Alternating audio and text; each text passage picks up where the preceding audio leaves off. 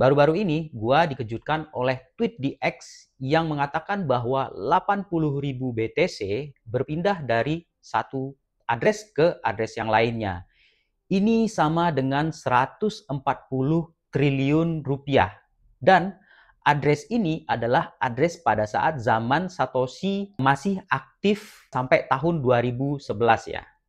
Ini adalah kasus yang cukup menarik. Mari kita selidiki. Kita kita mulai penyelidikan ya. Jadi gua mulai dari akun X gua. Di sini gua coba search 80.000 BTC. BTC. Oke.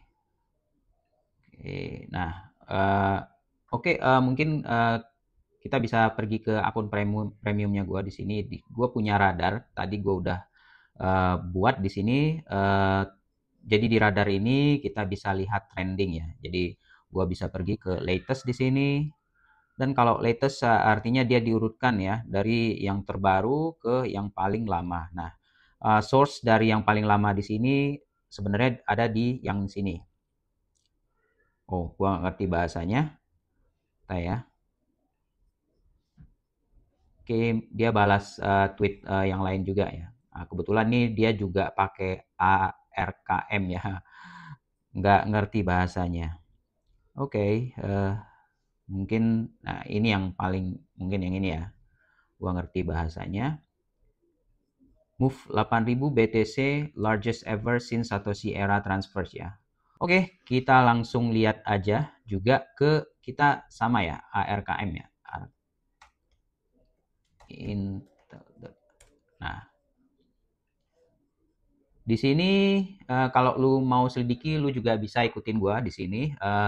Sebenarnya bisa kita search dulu, filter dulu tokennya BTC.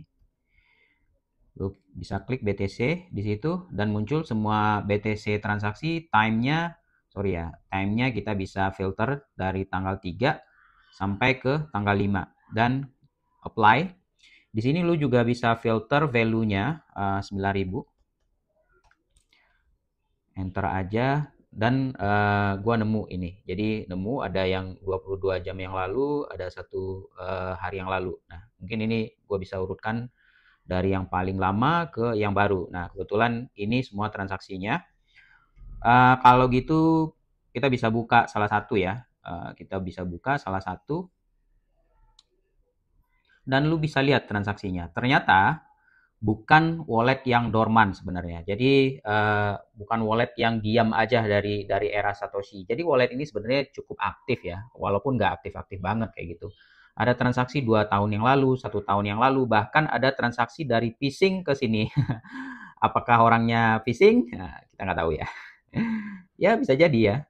Terus kalau lu mau selidiki lagi, di sini lu bisa urutkan, urutkan dari transaksi yang paling lama ke yang baru. Nah, di sini lu bisa temuin di sini memang dia dibuat pertama atau menerima transaksi pertama kali itu 14 tahun yang lalu dan lu bisa lihat addressnya di sini. Lu bisa lihat, oke, kalau transaksi detailnya lu bisa lihat di sini deh. Nah, transaksi detailnya lu bisa lihat di situ. Dan lu bisa lihat ini 14 tahun yang lalu. Jadi 4 Mei 2011. 4 Mei 2011 dan origin. Origin ini biasanya adalah miner ya. Jadi transaksi mining source-nya origin. Nah, kita bisa balik lagi ke yang tadi yang kita selidiki di sini.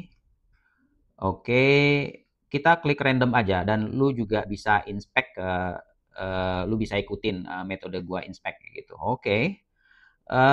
Walletnya cukup aktif menerima transaksi. Kita bisa juga lihat. Ya, kalau di traceback dia pertama kali menerima transaksi ya 14 tahun yang lalu. Kita juga bisa lihat detail transaksi 14 tahun yang lalu itu. Lu bisa lihat sendiri di sini 14 tahun yang lalu itu 2 April 2011. Nah, ini pada saat zaman eranya Satoshi masih aktif ya. Nah, jadi ini yang membuat keributan dan ternyata wallet ini sebenarnya cukup aktif. Sorry, kameranya dari Mac. Mungkin gua switch ke ini ya, ke yang lebih jernih karena ini kurang jernih di sini. Oke, sekarang kita sudah di kamera yang lebih jernih.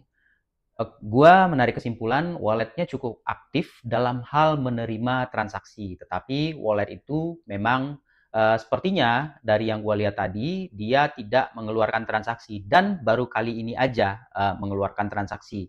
Dan ada juga satu transaksinya, misalnya tadi dari phishing ya, ya gua nggak tahu juga, lu bisa menilai sendiri apakah wallet tadi phishing atau seperti apa. Tapi walletnya dikelola dengan baik. Nah, dari yang gue lihat juga tadi itu, dari transfer satu ke tempat yang lain, itu ada address dengan BC1 ya.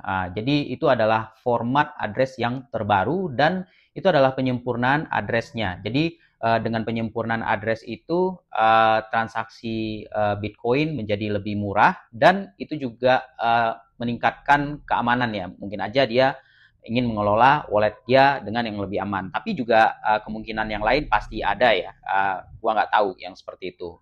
Oke, demikian video kali ini. Ya, silakan ikutin gua dan konten gua mungkin agak sedikit teknikal ya. Mungkin gua nggak bahas teknikal yang berat. Oke, sampai jumpa di video berikutnya.